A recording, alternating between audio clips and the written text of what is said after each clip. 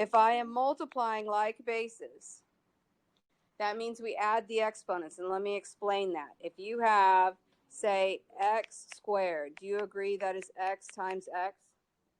And do you see how that's 1 plus 1?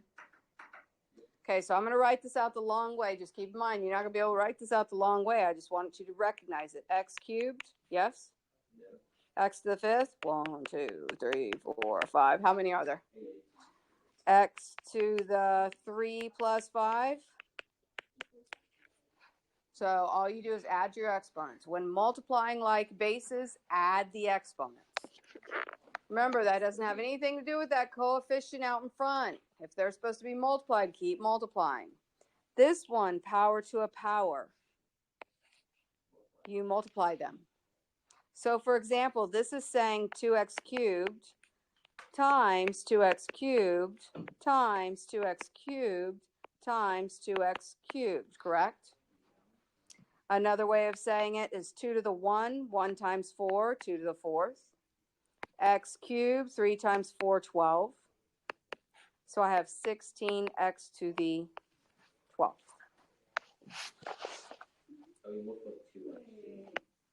The 2 has a power of 1. 1 times 4 is 4. So do you multiply the 4 by the 2? No, it's 2 times 2 times 2 times 2.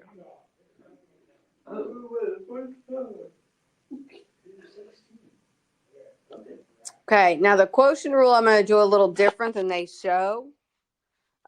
Here they've got take the exponent up top and subtract. I don't necessarily do it that way.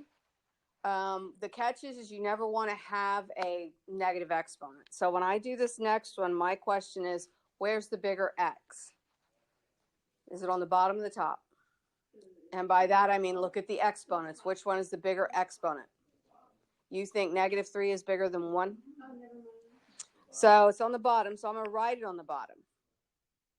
Then I'm going to take that bigger exponent 1 and I'm going to subtract the smaller exponent negative 3, which gives me 1 minus minus, yep, 4. Where's the bigger y?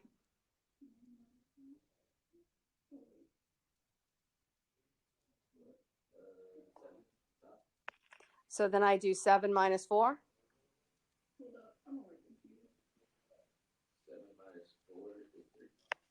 Okay. Where's the bigger z? Be careful here. Negative 1 is bigger than negative 3. So now I'm going to do negative 1 minus negative 3. Good.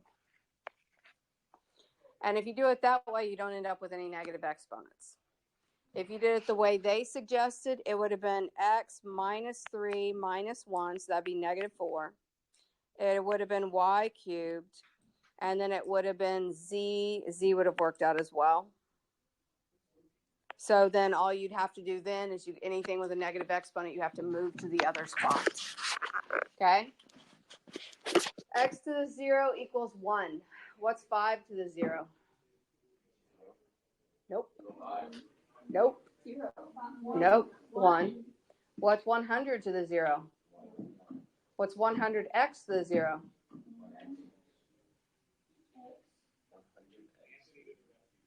100 x to the 0. 100. The exponent only goes with what immediately precedes it. So take a look at that one to the right. The parentheses is being raised to the exponent. So what's my answer? No. No? Yep. The exponent only goes with what immediately precedes it. Early on, this will be the biggest mistake you make. Mm-hmm. Okay, so look at the next one. X to the negative a. If you have a negative exponent and it is up in the numerator, you simply can move it to the denominator to make it positive. Notice it will never change the value of your coefficient. A negative exponent simply means move it up or move it down. So likewise, if I had 1 over x to the negative a, let me rewrite that. I'll do it over here. 1 over x to the negative a would be x to the a. In the denominator, I just move it up. Okay? Okay, you do that one next to it. 2x to the negative 6. I'm not answering that question.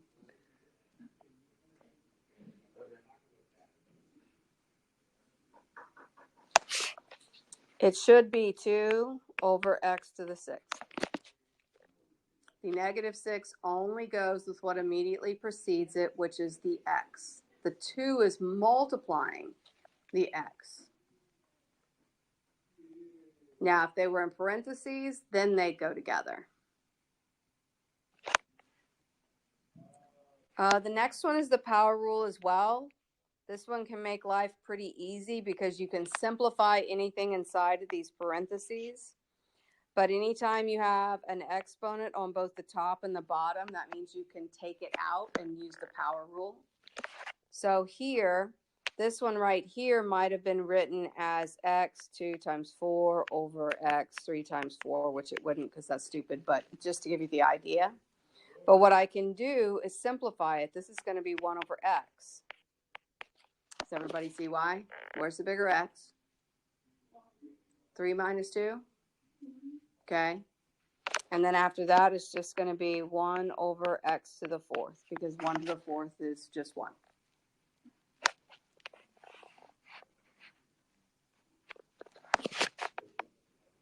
Okay. Fractionals. This goes exponent over root.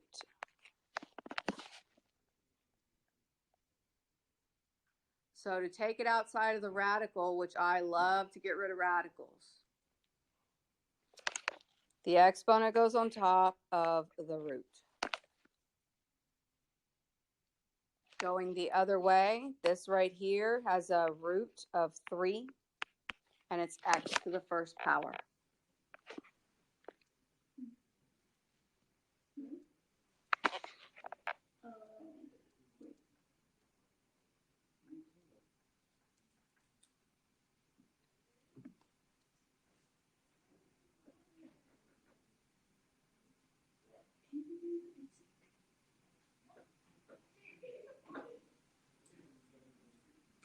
I'm going to make this an A. I think that's a typo.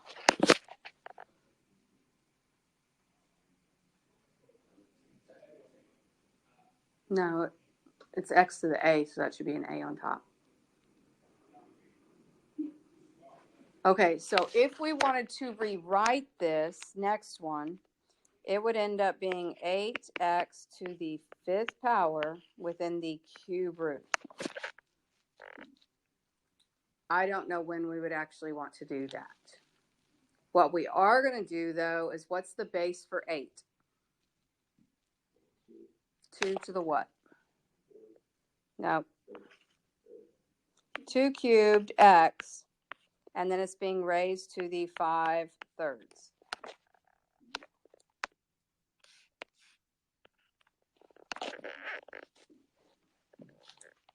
Now we're going to raise each piece to the power rule. So we got 2/3, 2 to the 3rd raised to the 5/3 times x to the 5/3. So we did the power rule. This is not distribution. You cannot distribute a power. And by that, I'm going to give you an example. X minus 1 squared. This does not equal x squared plus 1. It equals x minus 1 times x minus 1. Okay? So plus and minus signs, we are not distributing. We are doing the power rule. So if you look at this one right here, do you see how the 3's cancel? And I'm left with 2 to the 5th. And then this is just x to the 5/3 still. Now we're going to figure out what's going to be in the radical and what's not. If it has a denominator, it's going to be in the radical. 2 to the 5th, do we know what it is? 2 to the 3rd is 8.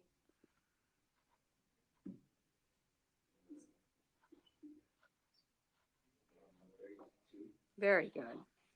So we got 32. Now let's divide. How many times does 3 go into 5?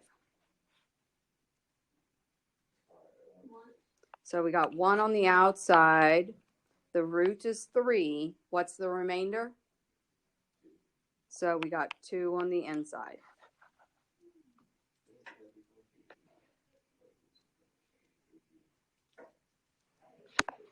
Do what? Yeah, we've done it. We will be doing some of this like every day because you'd be surprised. This stuff kind of eats y'all up. Yeah. Yeah, it's back here.